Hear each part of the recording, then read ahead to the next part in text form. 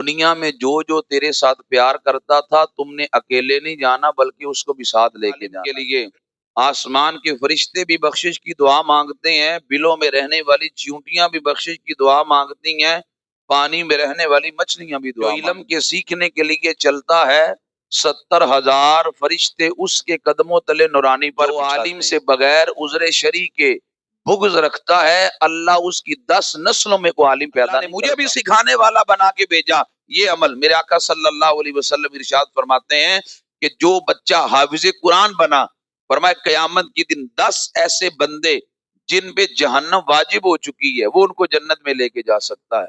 کتنا بڑا پروٹوکول ہے اس حافظ کے لیے کہ جو حفظ کر کے قرآن کے حلال کو حلال جانے، حرام کو حرام جانے، 10 بندے جن پہ جہنم واجب ہو چکی ہے ان کو جنت میں لے کے جا سکتا ہے۔ یہ کتنا بڑا اعزاز ہے۔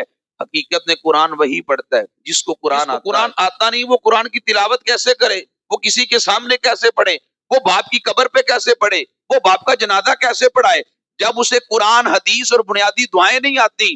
جب قرآن آپ نے پڑھایا ہوگا تو وہ لازماً پڑھے گا۔ میرے آقا صلی اللہ علیہ وآلہ وسلم نے ارشاد فرمایا اغدو عالما او متعلما او مستمعا او محبا فلا تکن الخامسہ فتہلک۔ نبی پاک صلی اللہ علیہ وسلم نے ارشاد فرمایا کہ تم 4 گروہوں میں سے کسی ایک گروہ پہ بھی ہو جاؤ تو تم کامیاب ہو جاؤ گے۔ اغدو عالما، فرمایا یا تو تم عالم بن جاؤ۔ عالم دین کی عظمت و شان قرآن و سنت پہ اس پہ شاہد ہے۔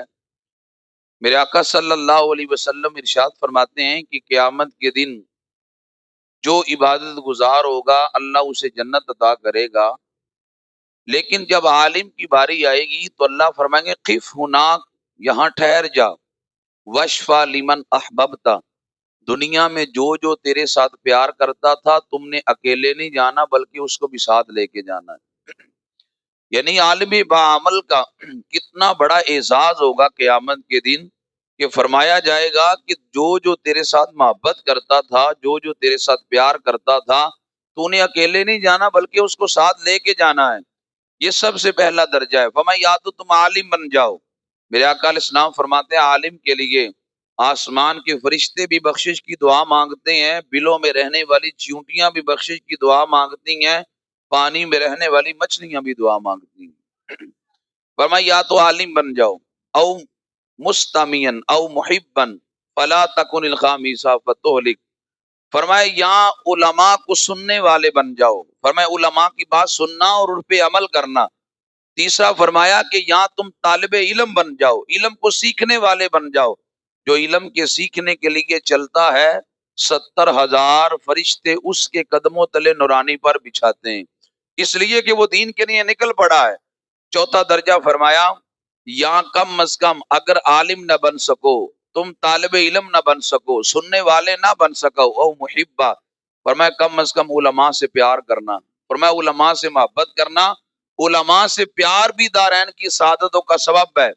ایک بہت بڑے شیخ تھے، وہ فرمایا کرتے تھے جو عالم سے بغیر عذر شرعی کے بغض رکھتا ہے اللہ اس کی 10 نسلوں میں کوئی عالم پیدا نہیں کرتا۔ یعنی اتنا اللہ کی بارگاہ سے وہ دور ہو جاتا ہے، اس کی آنے والی 10 نسلوں کے اندر بھی کوئی عالم دین پیدا نہیں ہوتا اگر وہ دینداروں سے، علماء سے بغض رکھے۔ ہر بندہ یاری کے چکر میں ہے، ہر بندہ کہتا ہے میرا کسی عہدے دار سے رشتہ داری ہو جائے، دنیا میں جس کا بڑا عہدہ ہو میرا اس سے تعلق پیدا ہو جائے، یہ تعلق مشکل وقت میں کام آتا ہے۔ میں نے کہا سارے تعلق دنیا میں کام نہیں آنے کو، تعلق مرنے سے کٹ جاتے ہیں اور مرنے کے بعد زندہ ہو جاتے ہیں۔ وہ اللہ کے نیک بندوں سے تعلق ہے، وہ اللہ والوں سے تعلق ہے جو مرنے کے بعد بھی کام آنے والا ہے۔ اور قرآن تو کہتا ہے الاخلاء یومئذ بعضهم لبعض الا المتقین۔ خلیل کہتے ہیں بڑے گہرے دوست کو، قرآن کہتا ہے بڑے گہرے دوست بھی قیامت کے دن دشمن بن جائیں گے، لیکن جو متقی ہیں ان کی یاری مرنے کے بعد بھی قائم رہے گی۔ تو اصل یاری تو وہ ہے جو مفادات سے بالا تر ہو، اصل یاری تو وہ ہے جو رب کی رضا کے لیے ہو، اصل یاری تو وہ ہے جو دین کے لیے ہو، اصل یاری تو وہ ہے جو اللہ رسول کے قریب کرنے کے لیے ہو۔ میں رات بھی یہ بات بچوں کو سمجھا رہا تھا کہ آج ہم میں سے کتنے لوگ ہیں اکثر کو نماز صحیح آتی ہوگی، لیکن ہم نے یہی سمجھا مجھے نماز آتی ہے تو وہ ٹھیک ہے، لیکن ہم میں سے کتنے لوگ ہیں جنہوں نے آگے کسی کی نماز صحیح کرانے کی کوشش کی ہے؟ ہر بندہ کہتا ہے میری ٹھیک ہے تو نظام چلتا ہے. بھائی سیلاب ہے نا، سیلاب، سیلاب جب آتا ہے تو وہ کسی کو بتاتا نہیں ہے سیدھے ہو جاؤ میں آ رہا ہوں، وہ آتا تو بس آ ہی جاتا ہے. اگر آپ کے اندر علم کا بھانبڑ ہے، آپ کے اندر محبت ہے، نبی علیہ السلام کے دین سے پیار ہے، پھر پوچھنے کی ضرورت نہیں. آپ کو پتا میری بات ٹھیک ہے، آپ کو پتا میری نماز ٹھیک ہے، میں نے کسی کو سنائی ہے، لہذا آپ آگے سکھانا شروع کر دیں. ایک بندے کو بھی سکھا دیں، ہو سکتا ہے وہ زیادہ کام دین کا کر جائے، وہ جتنے کام کرے گا اللہ ثواب آپ کو بھی عطا کرے گا. اس کے لیے دین کے لیے کوشش کرنا، دین کے لیے نکلنا، دین کو وقت دینا. آج ہمارے پاس سارا وقت اپنے بچوں کے لیے ہے، سارا وقت اپنے کاروبار کے لیے ہے. آج لوگ فجر کے وقت ہماری گلیاں سنسان ہیں، جو ہی آڑ پڑتے ہیں گزرنے کی جگہ نہیں پڑتی. کہ اللہ رسول کے دین کے لیے نکل رہے ہیں، اپنے پیٹ کے لیے نکل رہے ہیں، اپنی ذات کے لیے نکل رہے ہیں، اپنے دنیاوی مستقبل کے لیے نکل رہے ہیں.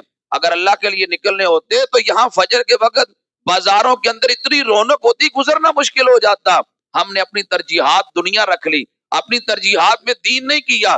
تو میرے آقا صلی اللہ علیہ وآلہ وسلم نے اپنا تعارف صحابہ کو یہ نہیں کروایا میں دنیا میں پیر بن کے آیا ہوں.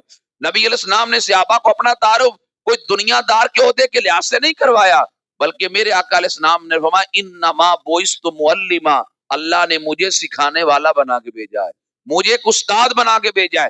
بطور معلم نبی پاک علیہ السلام نے اپنا تعارف کروایا. تو یہ کتنا خوبصورت تعارف ہے. میرے آقا علیہ السلام ایک دن تشریف لائے تو مسجد نبوی میں دو گروہ لگے تھے. صحابہ ادھر بیٹھ کے ذکر و اذکار کر رہے تھے اور ایک جانب بیٹھ کے سیکھ سکھا رہے تھے.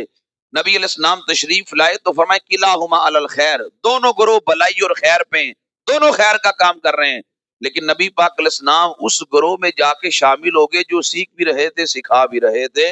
نبی پاک علیہ السلام کا جا کے ان میں شریک ہو جانا یہ اس بات کی بین دلیل ہے کہ یہ عمل نبی پاک علیہ السلام کو کتنا پسند ہے، حضور علیہ السلام کو کتنا محبوب یہ عمل ہے کہ خود بھی جا کے ان میں شامل ہو گئے اور ان کے پلڑے کو بھاری کر دیا جا کے کہ کام دونوں ٹھیک کر رہے ہیں لیکن سیکھنے سکھانے والا کام یہ بڑا عظیم ہے. اللہ نے مجھے بھی سکھانے والا بنا کے بھیجا. یہ عمل میرے آقا صلی اللہ علیہ وسلم ارشاد فرماتے ہیں کہ جو بچہ حافظ قرآن بنا، فرمایا قیامت کے دن 10 ایسے بندے جن پہ جہنم واجب ہو چکی ہے وہ ان کو جنت میں لے کے جا سکتا ہے. کتنا بڑا پروٹوکول ہے اس حافظ کے لیے کہ جو حفظ کر کے قرآن کے حلال کو حلال جانے، حرام کو حرام جانے. 10 بندے جن پہ جہنم واجب ہو چکی ہے ان کو جنت میں لے کے جا سکتا ہے. یہ کتنا بڑا اعزاز ہے. حقیقت میں قرآن وہی پڑھتا ہے جس کو قرآن آتا ہے. جس کو قرآن آتا نہیں وہ قرآن کی تلاوت کیسے کرے، وہ کسی کے سامنے کیسے پڑھے، وہ باپ کی قبر پہ کیسے پڑھے، وہ باپ کا جنازہ کیسے پڑھائے جب اسے قرآن حدیث اور بنیادی دعائیں نہیں آتی. جب قرآن آپ نے پڑھایا ہوگا تو وہ لازمن پڑھے گا، چلے زیادہ نہیں تو کم تو پڑھے گا. وہ جا کر کسی آفس میں چلا جائے، جا کر اپنی سیٹ پہ بیٹھے گا تو سب سے پہلے قرآن کی تلاوت شروع کر دے گا، چونکہ قرآن پڑھ پڑھ کے اس کی زندگی کے اندر ایک رونق آئی ہوگی. قرآن پڑھ پڑھ کے اس کی عادت قرآن سے جڑی ہوگی، تعلق قرآن سے پیدا ہوگا. وہ جہاں بھی جائے گا قرآن پڑھے گا.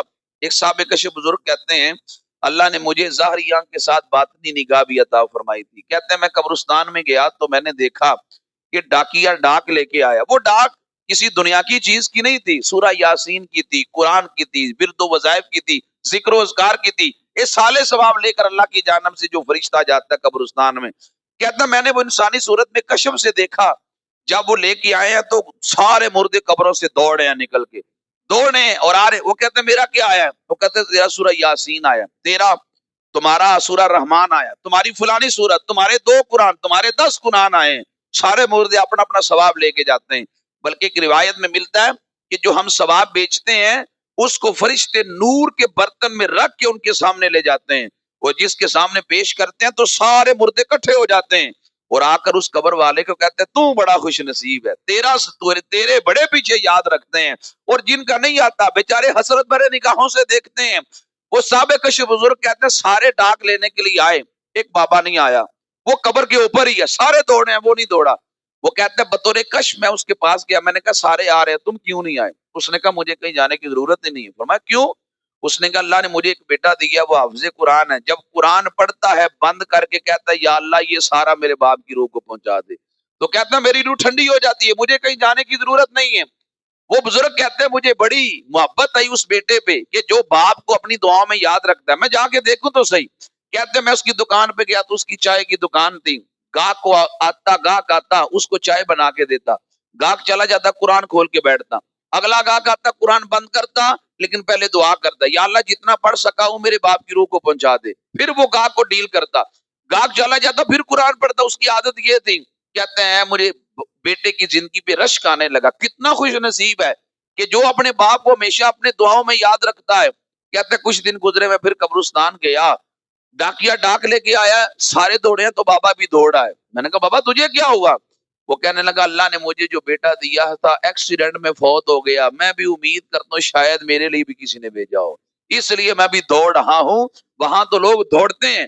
یہاں اگر ہم نے کسی بیٹے کو قرآن پڑھایا ہوگا کسی بیٹی کو نبی پاک صلی اللہ علیہ وسلم کا دین پڑھایا ہوگا وہ ہماری اولادیں پڑھ پڑھ کے بخشیں گی. ہمیں اپنی دعاؤں میں یاد رکھے گی. جو قرآن ہے پڑھ کے ہمیں ایصال کریں گی. اور اگر ہم نے اپنی اولاد کا تعلق صرف اسکول سے پیدا کیا کالج اور یونیورسٹی سے پیدا کیا بیٹے کا تعلق صرف کاروبار سے پیدا کیا مجھے بتائیں کیا وہ آپ کو دعاؤں میں یاد رکھے گا؟ پھر یہی ہے وہ مدارس میں رابطہ کرے گا. سالانہ والد کا جو ہے نا وہ پروگرام ہے لہٰذا اتنے قرآن آپ دے دیں اتنے آپ دے دیں. نمود و نمائش کے لیے اعلان بھی کروائے گا لیکن خود اس میں کچھ بھی شامل نہیں کر پائے گا. اگر آپ چاہتے ہیں کہ آپ کے جانے کے بعد موت ایک اٹل حقیقت ہے دنیا کا کسی بھی مذہب والا موت سے انکار نہیں کر سکتا. جب جانا ہم نے ضرور ہے تو یار اس کے لیے ہم تیاری بھی کریں. ہم اپنے جانے کے بعد بھی کوئی ایسا پودا لگا کے جائیں کہ جس وقت بھی ہماری اولاد ہمارے لیے ہاتھ اٹھائے تو وہ کتنا بڑا صدقہ جاریہ کے طور پہ پیدا ہو. اس لیے میرے شیخ کا یہ اعلان ہے اور ہم ہر جگہ پہ یہ بات کرتے ہیں زندگی کے اندر اپنے جیتے جی ایک بیٹا اور ایک بیٹی دین کو دے دے. آپ چلے بھی جائیں گے لیکن دعاؤں کا سلسلہ رکے گا نہیں. وہ پیچھے ہمیشہ کے لیے جاری رہے گا. ایک بیٹا اور ایک بیٹی دین کے لیے ضرور پیش کر کے جائیں. وہ پڑھتے بھی رہے تو اللہ تعالیٰ آپ کی قبر پہ رحمتیں نازل کرتا رہے گا.